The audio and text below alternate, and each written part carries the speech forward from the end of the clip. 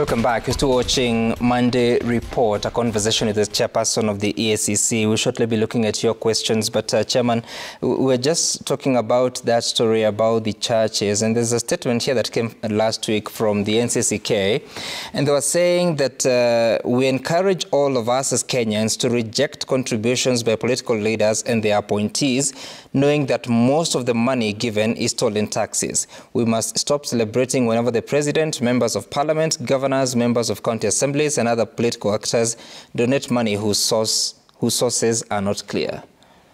That's the church speaking.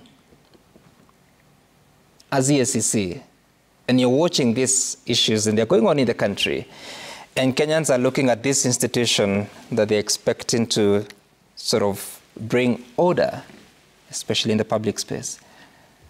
What can you do? You see, if for example, we have, first of all, let me say, as EACC, we have a process. Yeah. So we won't just jump on you because we saw you giving a contribution at a church. Mm-hmm. But we have a process. If, for example, we either receive a report that so-and-so embezzled some funds here and there, that is what we would be pursuing, and that is what we would investigate. Like I said, we would first do some preliminary investigation to just find out, is this person as guilty as accused, or is there something that could be in this smoke? Mm-hmm. That's one way. The other way we would approach that kind of a situation is to do what we say profiling. So we'd profile the person to find out if their level of wealth or resources that they have is commensurate with whatever businesses or employment they have. Right. And usually, if we find that there is a discrepancy between what a person has or owns compared to their known sources of income, then that case would be forwarded to court, because it's only the court that can determine whether that is money that is stolen or not. And that's when we talked about recovered assets. That's the process we have followed, and we have recovered quite a bit of resources through that kind of a process. So we find a person whose levels of wealth is not commensurate with their known sources of income. We would then do that investigation. We would invite them to declare what they have, where they got it from, and anything that they are not able to explain, then we would assume that they must have taken it through corrupt means. So we would then take that case to court. And by the way, in that one, we don't have to pass through the ODPP. Okay. That one we take Has any of such processes taken place, especially for public officers and state officers? Oh, yes. You just heard we have recovered so much money. In fact, the other day we were presenting checks to the president to be forwarded to Treasury. It has come through that kind of a process. Which state officers were affected or involved?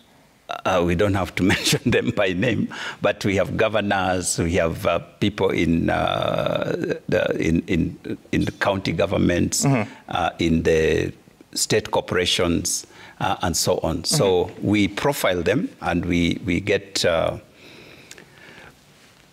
We ask you actually to explain where you got this money from. Okay.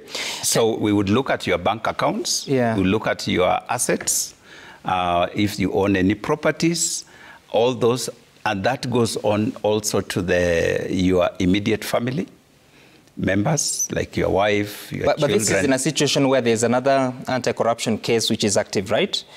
What do you mean anti-corruption case? I'm saying active? Ordinarily this is where you have a case going on, a criminal matter. Or... Not necessarily. Not necessarily. Because this is from the ethics side. Yes. So somebody could have reported, for example, that so-and-so has embezzled funds and so on. So we would investigate, and if there is no criminal angle that we are pursuing, we could actually pursue this on its own as a separate, as a separate case. And so we would pursue that, and you are supposed to declare all your assets and explain where you got it from, because some people also get involved in business. So if you are doing business and it can be shown that actually you are doing legitimate business on the side, which has given you these resources, there's nothing we can do about it. All right, speaking of that, just recently, I think there's a bill that has been under consideration by Parliament, the Conflict of Interest Bill of 2024. First of all, why do we need it at a time that you have Leadership and Integrity Act, I think it's of 2012, with actually regulations to implement it? The conflict of interest actually relates to what we have just talked about. Conflict of interest bill or law that was being pursued was to try and streamline how public officers and state officers do business when it comes to their positions in government. Because we have found that most of the abuses and corruption takes place through procurement processes. So you find, for example, say like now I'm the chairman of EACC. And right now we are actually doing construction on our building. So when this thing comes up, I then put a tender in. And that tender actually belongs to my wife, the company that is, has tendered for it. And because of my position as chair, I will influence that this tender be awarded to this particular company. And because of that, it can be inflated because the people who would have checked that this is within the appropriate levels are the same people who are involved. So you find that, say, for a construction work that should have cost, say, 10 million, costs 50 million or 100 million. Now, that money then goes around and comes back to me. And there's nothing that can be done about it. So the conflict of interest law that we were hoping would have been enacted was to stop that kind of thing, so that if I am working in EACC, I cannot at the same time do business with EACC, because that's a conflict of interest. If I am working in government, then I cannot do business with government, because there is a conflict that immediately comes with that. And a perusal of the law talks about if you are interested or you feel you have conflict of interest, you need to register it. The Leadership and Integrity Act says as much. So one wonders, why not just amend the Leadership and Integrity Act instead of having to bring another layer of bureaucracy, yet it can be resolved? No. Because the conflict of interest bill more specifically deals with the issues of procurement and doing business with government. The conflict of interest that is in Leadership and Integrity Act has to do with, say, for example, what would happen in meetings if you have, we are discussing a matter in which I have interest, then I need to declare that I am conflicted here. Now, the one that we are talking about, I will not declare it because I'm the one who is actually doing business. I'll give you an example that is very recent. There was this young lady who was posted to one of our counties as an internal auditor. When she arrives at this county, she realizes that there's a lot of construction work that is happening and that are planned for. She registers 4 companies, and these 4 companies ends up being awarded several contracts. Now, who is supposed to whistleblow in that case? The internal auditor. But who is actually involved? The internal auditor. So who is going to report this? Do you see? Right. So the kind of conflict that we are talking about is not a conflict that you happen to. You know, it has just happened. Like you would be in a board meeting and a matter comes up, and you find, I know the person who is involved, or I was involved in this case in another setting, and so on. So I declare I cannot sit in this particular discussion, right, because I know, or I'm conflicted in this way. That's the declaration that happens there. But here is a case where I have actually planned to get this contract. There is no way this person is going to declare that conflict.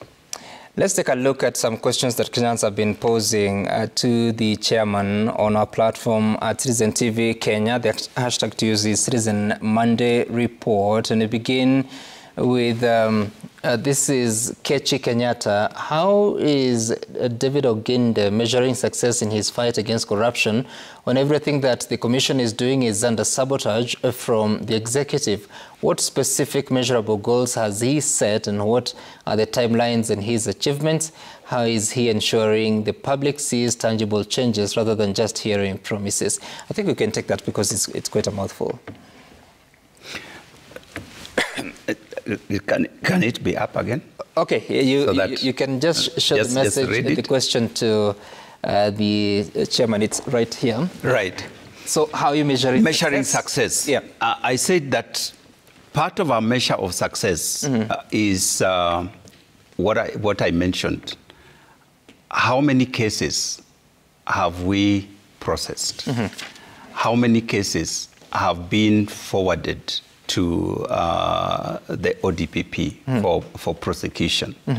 How much in terms of asset have we recovered in asset recovery, which are more of a civil nature than the criminal nature? Those kinds of things give you an indicator as to how well you are doing. We currently have a strategic plan that is running from 2023 to 2028. And it has very clear targets, that's clear, and it is available online for anybody who wishes to check. And it has measures that goals that we have set for ourselves year by year in that period of 5 years. Right. So we use then the performance indicators that we have set for ourselves to determine whether we are succeeding or to what extent are we succeeding. So those are the measures that we then use to determine whether indeed we are making progress or we are not making progress. Okay. So those are available to the public, and against which one could say, okay, you said you're going to do this by this time. How much have you accomplished? Of course, the Kenyans are also reflecting on the conviction rate that you're witnessing, the number of acquittals, and the number of cases withdrawn. And I think there will be specific questions to different agencies. Another question to look at is Nixon Degree asking, most corrupt cases are terminated because of lack of enough evidence. Why does it appear hard to gather evidence in corrupt cases? Well, just what I was talking about, but do you have a response to that? I think we discussed it when you mentioned the whole issue about our relationship with the ODPP and the rest. Let me try and put this in a better way. Okay, go right ahead. You see, we are an institution whose success is measured by other people's actions. So we can, for example, in the last quarter, we had 47 cases. Files, we'll say files that we completed, forwarded to the ODPP for consideration. And actually, there were 52. With recommendations. 47 of them were recommended for prosecution. Now, out of those cases, there are some that he sent back to us to get further evidence. There are some that he sent back to us and say this should be closed. There are some that he concurred with us, and there are those that are sent to court. Now, when you look at some of these cases and the level at which they are in, that's where you begin to wonder, because without blowing our trumpet, I think we have a very rigorous process before we take any case forward for prosecution. Now, when you find that only one case is taken for prosecution, it really gets you to the place where, in fact, I was telling some people, in all my life since I started school, I've never got 1 out of 47. Which is 2%. Right. Just over 2%. Yeah. Just over 2%. Yeah. How comes that in this particular exam, I can't even get 50%? So what is the issue here? Is it that ODPP deliberately doesn't want to see things like you? No, my thinking, and we talked about it earlier, and this is where we have been proposing certain things.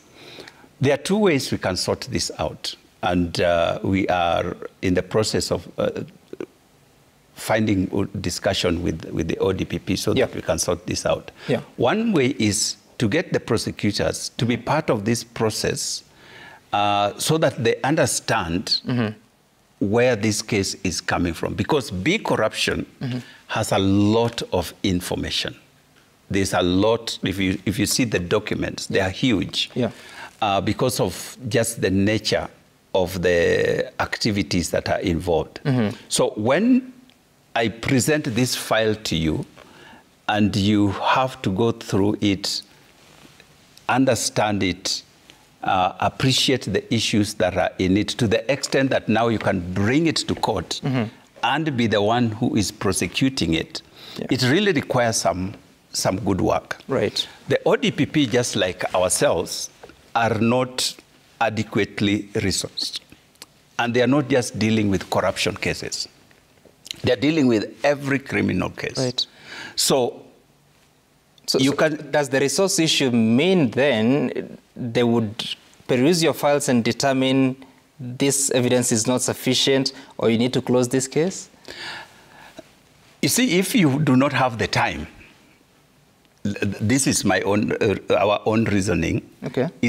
Did this person, because sometimes you have had a file that is sent to us, back to us for further evidence, and they're pointing out which areas, which things are actually within the file. And sometimes we just say, please check on this particular page. This, what you're looking for is actually there. So there is that part of it would just be human error, overload, and so on. So that we are saying, if, for example, without even talking about prosecutorial powers, if we were to work together in a case, and this person who is going to prosecute actually is part of that process, then it would make it much easier for them to even stand before a court of law and prosecute this case more confidently than when a file has just been brought to, you know? Yeah. It's like, say, if in education, for example, I have done my dissertation, and then I give it to you to go and present it before the... I see what you're saying, but now the defendant may argue that actually these are supposed to be independent institutions. It is true, they would appear, which is very good. Yeah, almost colluding. But anyway, we'll see how that goes. There's another question coming from... I don't know how to read that name, but ask Bishop Oginde, what happened to the where we spoke about that? Fake fertilizer syndicate et al., you can note that. Is EACC a toothless well? And can they justify why they are in office if they are only fishing omena from an entire lake? So I think it's the perennial question about small fish versus big fish. But there's a specific question there on fake fertilizer syndicate. Is there anything that you're doing on that particular matter? I remember that conversation that was held in this country during the reign of former Cabinet Secretary, the Minister of Agriculture, Linturi. Yes. That matter was not with us. That matter was with the DCI. So we did not pursue it. Okay, and that analogy about the small fish versus big fish? That is a continuous analogy that is there. What is very interesting is that we have never come to that place where we determine what is big fish and what is small fish. Because if you look at our report, and again, I can say the reports are available online, you'll find cases that we have dealt with that are worth billions of shillings. people are still talking about omena. You know? When you come to the TI, corruption index, yes, one of the things that comes up is corruption through traffic police officers. Mm-hmm. That's what causes that index to go so high up. Yeah. So on the one hand, people are saying these omena in quotes are too much. Mm-hmm. On the other hand, are saying you should not follow them. Leave them alone and follow this big fish. Mm. So the big fish, from where we sit, check our report. We just concluded a case which we forwarded NYS 6 billion shillings. We concluded a case of the Utalii College in Kilifi, 14 billion. Mm-hmm. We concluded a Ketraco case, 18 billion. We concluded, these are not, if that is omena, then I don't know what big fish okay, really is. Now, there's then the other question about academic certificates, and you've been at it for some time now. Just recently, we saw some correspondence between your institution and the University of Nairobi about an officer whom we're not going to name here.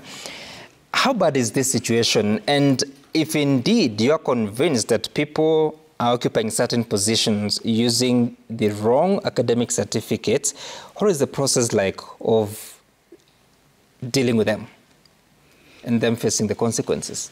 Even this afternoon, yeah, not yesterday, this afternoon, mm-hmm. I signed about 15 or so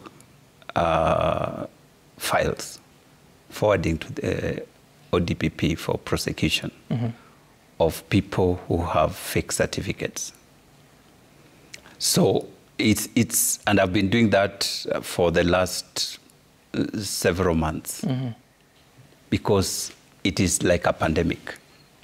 It is like a pandemic. We have just too many people who are in office, mm-hmm. senior and junior officers, right, with fake certificates. So, unfortunately, the process, you cannot do it en masse. You know, like you can't go and sweep a whole people en masse. It is one by one. So you get one person, investigate that person, come to the conclusion that indeed they have a fake certificate, mm-hmm. and then forward that case for prosecution. Right. So there are two sides to it. One, they will be prosecuted for the crime of presenting fake documents. Mm-hmm. But on the other side, we are also going to pursue these people to pay back all the monies that they have, that they earned during the time that they served under that certificate. So when an institution writes to you and tells you that there is a question of fair administrative justice, that they want to be shown the documentation, that the process that you follow to arrive at that conclusion, before which then they cannot take action against an officer that you believe has the wrong paperwork, what then do you do? No, we have the mandate, actually, because once we have done our investigation, there is no way we can write to an institution to take administrative action mm-hmm. against an individual without evidence, without having done investigation. And normally, we would send them that information that we have done our investigation, and we have found that officer so-and-so has presented illegal documents or fake certificates or whatever it is. Right. And therefore, this is the action that we are recommending for you to do. Mm-hmm. Now, that action is not negotiable because it is by law. Yes. So you cannot negotiate it. But they are. They are not negotiating, and we are not negotiating with them. So what eventually happens, if they, for example, refuse to take action, then they are the ones we will go for. Okay. All right. Defying a legal instruction. I want us to begin to wind up, and even as we commemorate this day then, and this is where we started, about the young people. Yes. What do you think are those specific steps that we can take moving forward? Either it's you as the Commission or the society at large, so that we weed it out. And they say that it's impossible to deal with all the corruption, but at least you can fight it to an extent that every person that is born in this country can achieve the best that they can, given the space that they are in. Right. We were talking with the young people this morning in our celebration or commemoration of the International Anti-Corruption Day. Yep. And we had several young people and the leaders from different youth groups, which in my view went quite well. They were given opportunity to express their own thinking on this matter, and I think they spoke quite well from where I sit. But what is necessary to be done, and this requires all of us, right from the home all the way to the social public space, is that we first and foremost must get to the place where we see corruption as an evil and as something that could actually bring this country down, like I said at the beginning. Then we need to educate our young people in our schools, in our homes, in our universities, on ethical living and ethical practice in whichever space they find themselves. And so I was telling the young people, for example, you cannot be making, crying about corruption in the public space when we go to the university, we find students cheating in exams. When we go to primary schools, children cheating in exams. People buying papers, people buying others to do their exams for them or to do their papers for them. That is corruption.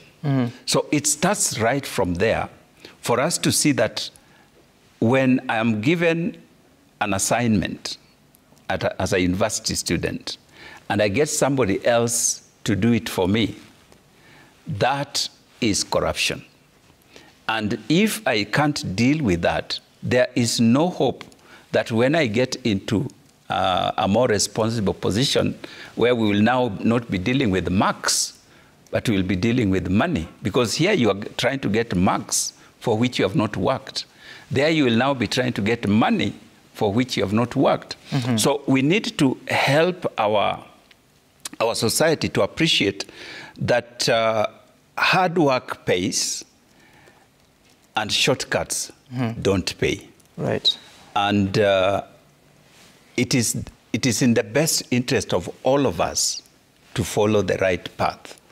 Whether you are a child in primary school or you are a CS in a ministry, if we all follow the right path, then we'll build a society where everybody gets what is due to them, and this boat will come up with all of us when the resources are then made available. Because if we go the direction that we are going, then all of us are going to sink, irrespective of where we are. So my message to young people is, don't be deceived by what you see from the corrupt leaders of our country. In fact, I told them, don't allow yourself to be bought by politicians because when you sell your vote, for example, for a few hundred shillings, it means that you have lost your voice and your capacity to elect the right kind of persons. And once you have elected these wrong people into the office, then you begin to cry that they are stealing from you. Right. So we must, in my view, there's a big disconnect between corruption and leadership and wealth, like I said earlier. Interesting. As we close, how is the transition between Talib Mubarak and the new CEO, Abdi Ahmed Mohamud? It has gone very smoothly so far. We have gone through all the processes, so the only process step that is left is the swearing in of the new CEO. which... So currently, what is Talib Mubarak doing? Talib is still in office. He finishes his term on 10th of January. Okay. Yeah. And then the new person will be sworn in thereafter. Okay. Because we can't swear in two... Sure. We can't have two CEOs in at the same time. So when does he take his leave? Is there a leave before? There's no leave. There's no leave. Oh, you serve until the last day? He's on business, yes. Ah, okay. All right. Interesting. So he's in office until 10th of January. Thank you so much. And then the new CEO then takes office thereafter, depending on which day they are sworn in. Okay, all right. Thank you so much, Chairman Bishop David Oginde from the Ethics and Anti-Corruption Commission. Thank you. And it is good to have you on this International Anti-Corruption Day to have that conversation focusing on the young people and what they can do to alleviate the situations of corruption. The Bishop here says that there can be enough for everyone, and you should not be deceived by the political class or those people that are corrupt. I think you said they're corrupt. They're corrupt. Yes. My name is Sam Gituku. This has been the Monday Report. Have a good night. See you soon.